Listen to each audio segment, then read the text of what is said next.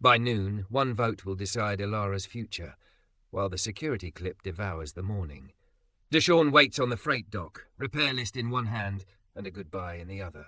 When the boardroom doors finally open, will a CEO walk out or a woman who chose the janitor? Before we dive in, make sure to hit subscribe, tap like and share this video. The more voices we reach, the louder these stories become. And drop your city in the comments. Let's see where love finds us. The cleaning crew usually came after midnight, when the glass walls of Whitmore Dynamics turned the city into a black ocean and her office into a lighthouse. Tonight, the ocean felt too wide. Elara Whitmore stood barefoot at the window, her blouse unbuttoned at the throat, the curve of her waist pressed to the cold glass as if it could steady her. She was all soft power and sharp decisions. Thick hips in a pencil skirt, her body magazines liked to crop at the shoulders when they wrote about her deals. She'd spent all day pretending the headlines didn't sting. Ice Queen cuts jobs to save quarterly targets.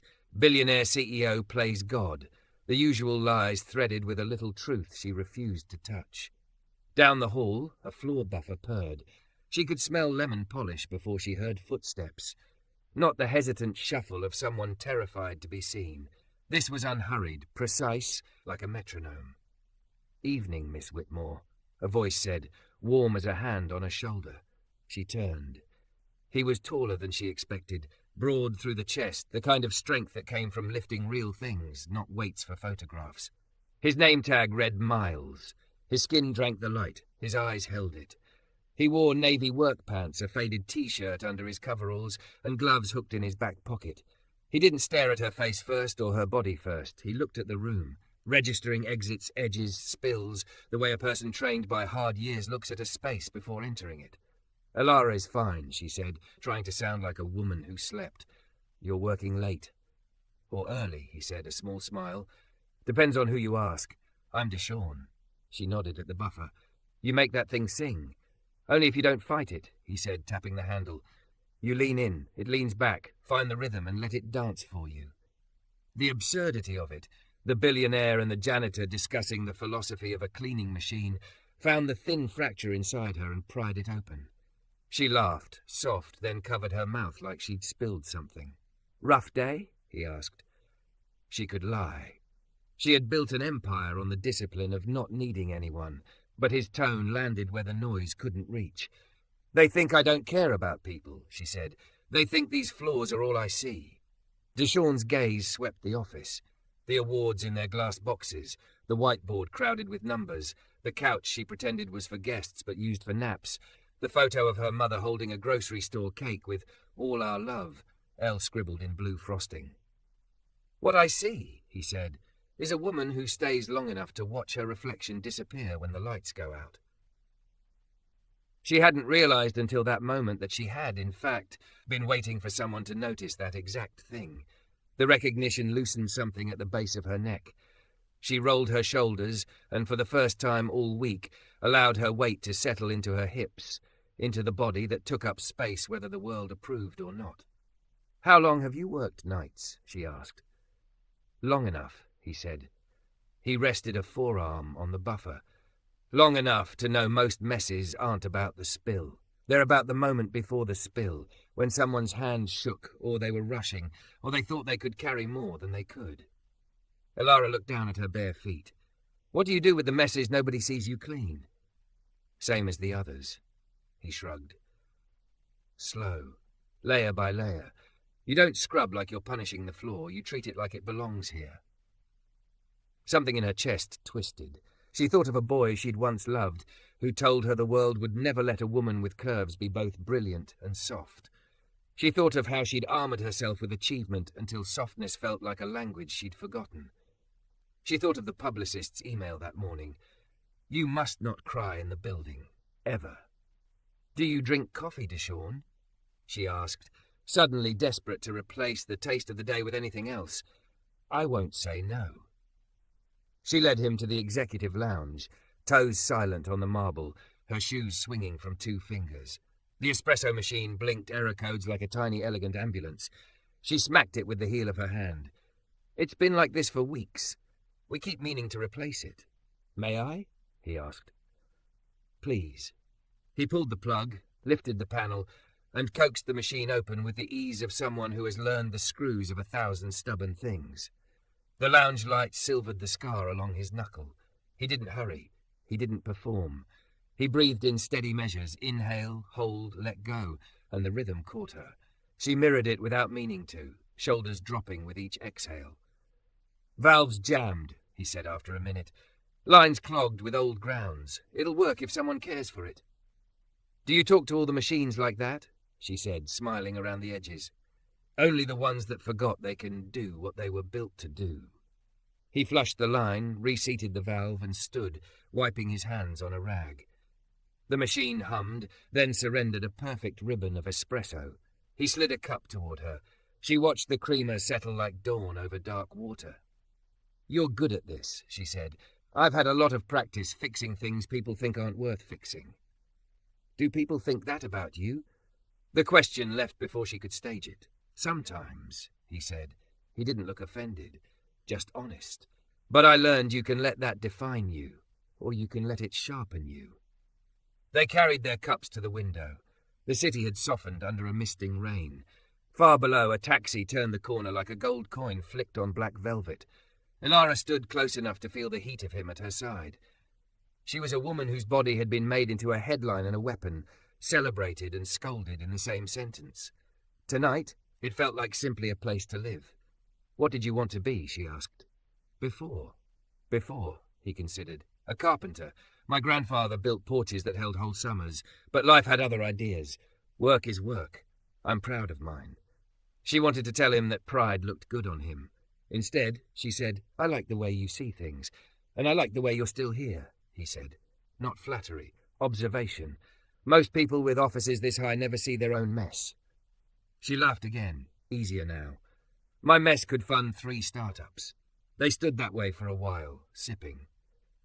She told him about her mother's second job and the scholarship that felt like a sprint she could never stop running. He told her about the time he learned to change a timing belt in a parking lot because the mechanic wanted too much. She told him how silence in boardrooms could be a blade. He told her how silence in churches could be a balm. At some point, her hand found the counter, and his found the handle of the mug near hers. Their fingers didn't touch, but the air between them felt charged, like a storm resolving into rain. A notification pinged on her phone. Another headline. Another panel showface using her name like a chew toy. She started to put the armor back on. She could feel the impulse rise. Straighten spine, count facts, become unbreakable. "Breathe," DeShawn said, as if they'd agreed on it years ago. He didn't reach for her. He didn't tell her to smile. He just gave her a rhythm. In 4, hold, out 6. She obeyed. The exhale unlocked the tremor at the base of her throat. She didn't cry, not exactly, but the sheen in her eyes made the city blur. "I'm not who they say," she whispered. "I know," he said. "How?" It came out sharp, a reflex. "Because I see flaws after they've held the day," he said. "They tell the truth about how people walked, and you." He looked at her shoes on the counter, then at her bare feet planted firm. "You don't tiptoe." She laughed through the ache. "That sounds like an insult." "It's a compliment. Tiptoeing is for people who believe they're temporary." The elevator chimed down the hall, the signal of some other life resuming. DeShawn finished his coffee and set the cup in the sink, rinsing it as if it belonged to him. He picked up his rag, his gloves, his rhythm. "I'll be on 23 if you need anything," he said. "I might," she said, and then, because she could, "Thank you." "For the coffee?" he asked. "For reminding me my body is not a liability," she said, surprising herself with the truth of it, "and that the floor matters." He smiled, a slow light. "Everything that holds us up matters." When he left, the lounge felt bigger, not emptier. The espresso machine purred, obedient and proud. Elara slipped her heels back on, but didn't fasten the ankle straps. She walked the corridor the way he'd told her to breathe. In 4, hold, out 6. At her office door, she paused, laid a palm flat against the glass, and watched her own reflection steady. Somewhere below, the city kept its promises badly and its secrets well. She wasn't done defending what she'd built. She wasn't done bleeding for it either. But a new thought, quiet and insistent as a heartbeat, had taken root. Power could be a shelter if you let it. Softness could be an act of war. On her desk, the photo of her mother leaned in its cheap frame. Elara, don't forget to subscribe for more intense cinematic love stories. Your click helps us make the next chapter. By the second night after the espresso machine truce, Elara realized how many routes through her own building she'd never taken. The executive elevators delivered her like a parcel to the 47th floor, then spirited her away again when the agenda was done. But now she found herself riding down at 1:10 a.m., half out of habit, and half because the silence near DeShawn felt less sharp than the silence in her office. 23 smelled like clean steel and lemon. The hall lights ran in a soft river, broken only by his shadow. He was on a step stool in the copy bay, tightening a bracket that had been rattling for months. He didn't look surprised to see her. "You ever notice," he said, "how the things that hold stuff up get the least attention?" "All day," she said. "How'd you guess?" He grinned and stepped down. "You walk like someone carrying weight you don't want to drop." "I hate that it shows. It shows because you're not letting anyone else carry a side." He gestured to the bracket. 2 screws, balance changes. The words went through her like electricity, not because they were new, but because no one in her orbit said them without a bill attached. She opened her mouth to answer. Then the building answered for them. A metallic bang, then a hiss, then an alarm Elara had only heard in drills. DeShawn was already moving. Water main, they ran. On 22, the carpet was still dry. On 21, a thin stream traced the wall like a nervous vein. By the time they reached the corridor outside the auxiliary server room, there was a visible shimmer under the door. DeShawn's voice went flat in that competent way she trusted more than most speeches. "Call security. Tell them to kill power to this room, not the whole floor.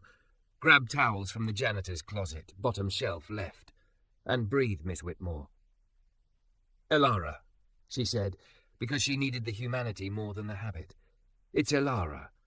"Then breathe, Elara, in 4. Hold, out 6. She did. With the exhale, her hand steadied enough to punch the emergency code. Security answered, too slow. She cut past their script and made her voice the one the building obeyed. "Power down room B21 now. Confirm when complete." "Copy." A beat. "Power down in 10 and move," DeShawn said. They shouldered the door open. The first breath fogged with cold. A pipe above the ceiling grid had split along a seam, feathering a mist that became drips that became a slick sheet across the tiles. DeShawn flicked his flashlight to the nearest rack. The indicator lights had gone dark. Good. He dropped to his knees and slid his hands under the grid panel. "Help me lift and don't twist," he said. "Tiles will crack." They lifted, set the panel aside. Another panel, then another. The water mapped itself in the glow, creeping toward a power trunk that would turn a bad night catastrophic. DeShawn pointed to a stack of anti-static mats. "Damn them, 2 layers. Press down along the seam." She moved. Hands, hips, breath. Her skirt pulled at her thighs. She didn't care. The cold bit into her knees. Her hair lifted with the draft from the busted pipe. Somewhere, a part of her watched herself, Billionaire on the floor, making a dam out of whatever was in reach, and felt a smile that didn't belong to any article about her. Security called back. "Power down complete. Send maintenance with a clamp, pipe wrap, and a shut-off key," DeShawn said, not looking up. "And a wet vac, too, if you want to save your overtime budget." "Copy." He stripped off his coveralls down to a t-shirt that had been washed thin by time. The muscles along his arms worked like a quiet machine. He climbed the ladder, pushed a panel, and disappeared into the ceiling. A moment later, his voice floated down. "Shut-off valve is old. I'm going to try gentle persuasion. You need anything? Keep doing what you're doing and count." She counted. It made the minutes tolerable, the kind that build instead of eat you. When the water thinned to a sulk, he reappeared, hair damp, face calm. He wiped his hands and glanced at the mats she'd laid. Textbook. "I don't do half wet," she said, and the grin that flashed between them blew warm air through the cold in the room. Maintenance barreled in, with too much noise and not enough focus. DeShawn didn't bark exactly. He corralled. "Clamp here. Wrap here. You, wet vac corners first, then pull toward center. No extension cords on the floor. Think about where the water wants to go and don't help it." They obeyed him because competence speaks in any language. 20 minutes later, the pipe was muzzled, the water a memory in the tank. Elara's feet ached and her blouse clung to her spine. She realized she was shivering. "Sit," DeShawn said, handing her his coveralls like a blanket. "You did good." "I run a company," she said. "I shouldn't be this proud of mopping." "Mopping saved your servers. Saved our people's work," she corrected, hearing herself and understanding something new about the kind of leader she wanted to be. "Saved the hours no one sees." They rode the freight elevator back up, shoulders brushing. She didn't step away. He didn't either. In the lounge, the espresso machine hummed like a small, smug animal. "Hot chocolate," he said. "Trust me." He steamed milk, stirred cocoa he produced from nowhere, and slid the mug into her hands. The warmth climbed her wrists like forgiveness. "You always carry cocoa?" she asked. "My son likes it," he said. "Easy. Says it tastes like weekend mornings even on Tuesdays." "You have a son?" The softness that rose in her voice surprised her. "Kai," he said. The name softened him too. 8. Smart with his hands. He'll take apart a toaster to see its heart. Sometimes I think I'm keeping the world from making his curiosity smaller." Her throat did the thing it did when she was about to overwork or cry. She took a sip to keep both at bay. "Where's his mother?" "We make it work," he said. "Not evasive. Protective. She's good to him. We're different. It's okay to be different." The sentence found something old in Elara, the girl who learned to become palatable in rooms built by men who spoke fluently about innovation and clumsily about bodies like hers. "I haven't been different in a long time," she said. "You were in there." He nodded toward the elevator, toward the wet room where her knees were still damp. "Different from the stories about you. Different from the distance." She wrapped both hands around the mug. "I don't know how to be both. Steel and skin. Every time I pick one, I get punished for not being the other." "You're an and, not an or," he said. "Steel and skin. People don't like it because it's harder to file." She laughed because the sentence was simple and exactly true. "Do you always know the sentence someone needs?" "No," he said. "I just listen until they say it themselves." They were quiet then. The city worked its late shift below. Somewhere on 21, a janitor sang under his breath. Somewhere in the lobby, a guard poured his third coffee. The building held them both. "Why did you start fixing things?" she asked. "Not just the job, the way you do it. You make it feel like dignity." "My grandfather used to say, if you leave a thing better than you found it, it can't tell anyone you were careless," DeShawn said. He didn't have money. He had porch steps that didn't wobble and doors that didn't slam. People came to sit. That was wealth. She imagined a porch. Not the glass terrace of a penthouse, something wooden that creaked when you knew it well. Her chest ached in a good way. "What if I don't know how to build porches?" "You know how to build systems," he said. "Make your systems feel like porches. Places that hold people, places that don't wobble." Her eyes stung. She set the mug down before she spilled it. "The board will hate it." "They'll hate anything that asks them to see the people underneath the numbers," he said. "But you asked me to shut down a server room because you cared about the hands that typed into it. That's a porch. Just bigger." She wanted to touch him, his forearm, his wrist, the scar along his knuckle, some proof he was real and not a night-made kindness. She didn't. The wanting itself felt like a kind of touch. "Walk me back?" she asked. "Always," he said, and the word landed with a weight that made her knees consider surrender again. On 47, she paused in the doorway of her office. The room still looked like a magazine spread designed to impress a man she no longer needed to impress. She turned one picture frame an inch to the left. The new angle made the photo catch the city lights like something alive. DeShawn stood in the hall as if he understood that stepping over her threshold would tilt something they couldn't easily untilt. He touched the doorframe instead, a respectful claiming. "You did good," he said again. "So did you," she said. "I'll make sure they know." He shrugged. "Make sure they fix the shut-off valves. Cheaper than a flood." She smiled. "You'll write me a list?" "I already did." He lifted his phone. "Sent it to facilities. CC'd the truth." "What's the truth?" she asked. "That this building runs on more than electricity." He left her with that. After he was gone, she scrolled through the headlines she'd been avoiding. The old ones read harsher under the fluorescent honesty of 3 a.m. She closed them, opened a new document. Titled it, Porches, Not Platforms. She wrote for an hour, hands moving like she was tightening a bracket that had rattled in her head for years.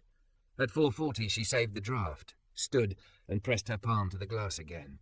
Her reflection was messy, hair frizzing from server room damp, mascara faint, blouse wrinkled. She looked like someone who had built a dam out of anti-static mats at 2 a.m. She liked that woman. She nodded to her.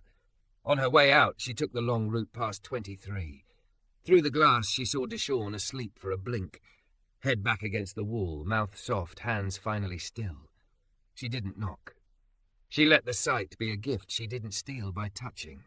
In the elevator, she breathed. In 4, hold, out 6. The doors opened on the lobby. The guard glanced up, surprised to see her leaving with the other ghosts. Long night, Miss Whitmore. Good night, she said, and meant both.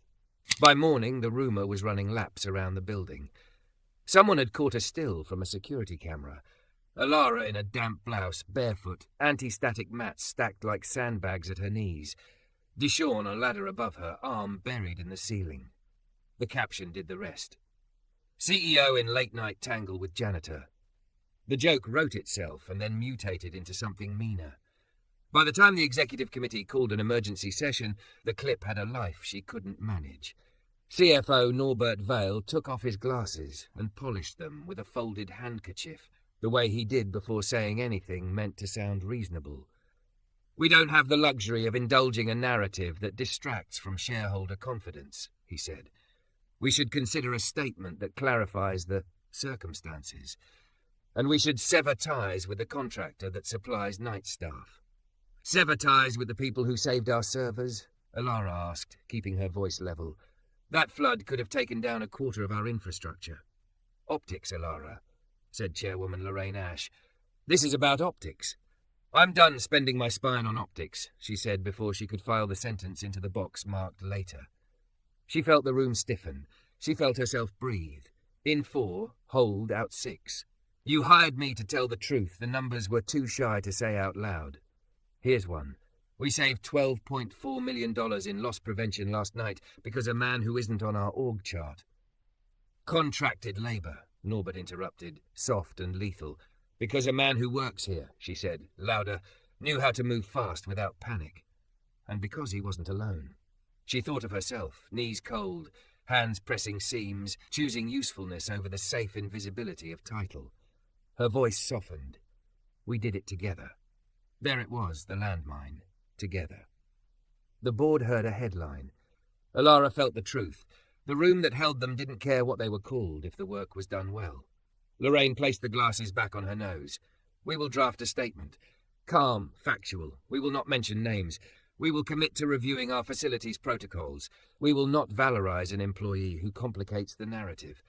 The part of Elara that had learned at 17 to smile through fundraising breakfasts wanted to nod, to bide time, to survive the week.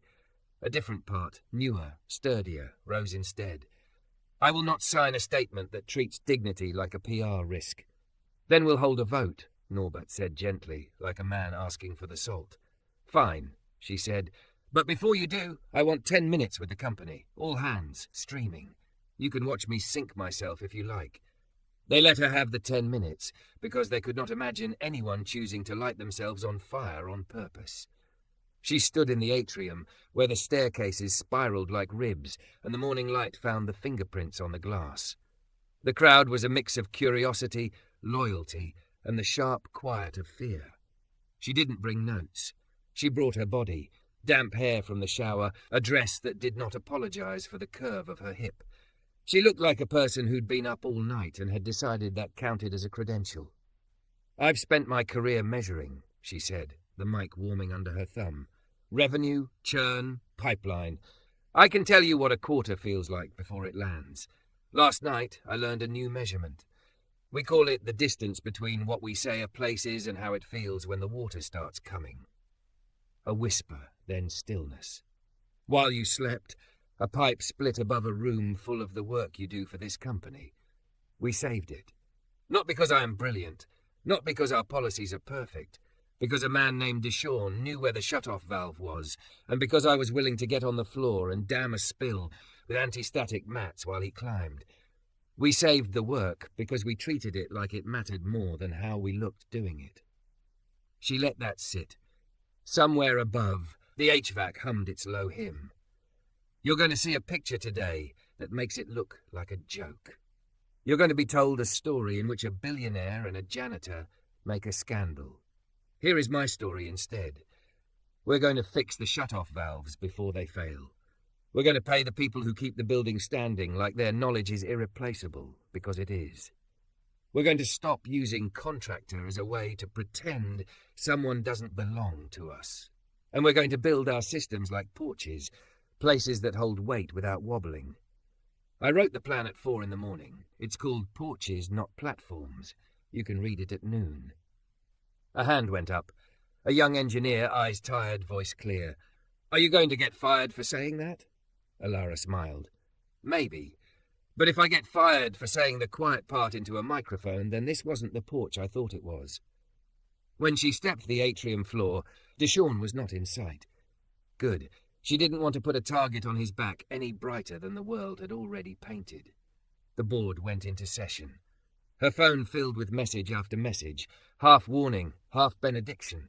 She walked to the one place she knew he'd eventually be, the freight dock where deliveries arrived and truths left without makeup. He was there, in a clean t-shirt, rolling a bin of folded rags. He looked at her, took in the live-stream edge still sparking around her, and shook his head like a man who'd watched a person step onto a wire and cross it without a net. You could have said less, he said, and I could have kept my shoes on. She exhaled. I said what I meant. He nodded. I know. I didn't use your name, she said, a child's need to be good tugging at her. I won't do that to you. If they want me gone, they'll manage it with or without a name, he said. No fear in it, just accounting. But you telling the truth like that, people will remember it later. When they forget how to be brave, they'll borrow it. She leaned against the wall and let her shoulders touch the cold. If the vote goes against me, you'll still be you, he said. You don't need the top floor to be the kind of person who builds porches. The dock door rattled up. A courier stepped through, called her name, handed her an envelope like in a movie. She knew it would be the terms. Either a request for resignation wrapped in velvet or a summons wrapped in law. She didn't open it. Not yet. If they fire me, she said, I want you to stay. Don't let them turn last night into a reason to cut the only people who know where the building's bones go.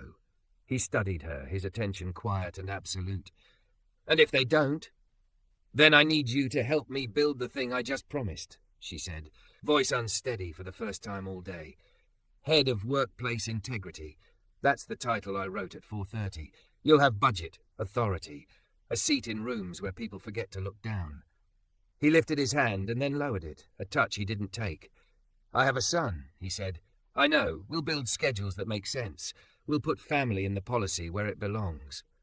She shut her eyes for a second. I can't do this part alone. He didn't make her plead. If you keep the job, he said, I'll take it, on one condition. Name it. We hire from the night, he said. We stop pretending the city doesn't turn after 10.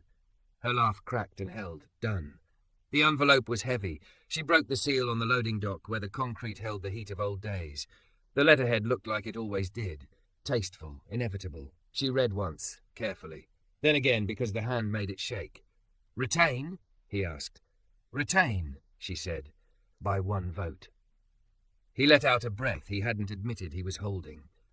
She let out a sound she hadn't planned to make, half laugh, half lament, the sound of a body setting down a weight and picking up a different one.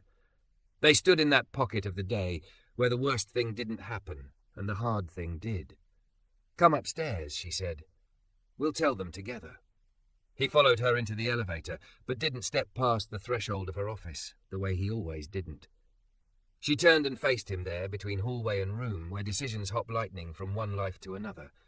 You scared? He asked, not unkind. Yes, she said. And also, she searched for the right word. Found it. Ready. He put his palms up, open, a gesture as old as trust. She mirrored him, their hands hovering inches apart, heat without pressure. Consent is a habit, he said quietly. We can practice it even here. It wasn't a kiss. It was its own kind of promise. I will not reach for you without asking, and you will not disappear if I do. She stepped the distance his hands offered. He rested his forehead against hers, breath sinking the way it had in the humming quiet of the lounge. In 4. Hold. Out 6. "This doesn't make me your shield," he said, "and it doesn't make you my soft place to fall," she answered. "It makes us two people who will try to build a thing worth standing on." He smiled then, the slow version, the one that felt like the sun making an early decision about a stubborn morning. "I'll bring the list," he said. "I'll bring the budget." They let their hands drop. She went to face the room. He went to start the work. Outside the window, the city kept its secrets and its noise. A building that had been one kind of place at midnight was going to be another at noon. Not because a headline changed, but because someone had opened a shut-off valve, someone had pressed 2 layers of mat along a seam, and because 2 people had decided together that what holds you up is sacred. The door to her office, once a hard click, closed on its own with a soft, deliberate sigh. She didn't know when the hinge had been oiled. She suspected she did. She smiled and walked toward the table where the board waited, heavy with the old world. She brought the new one with her,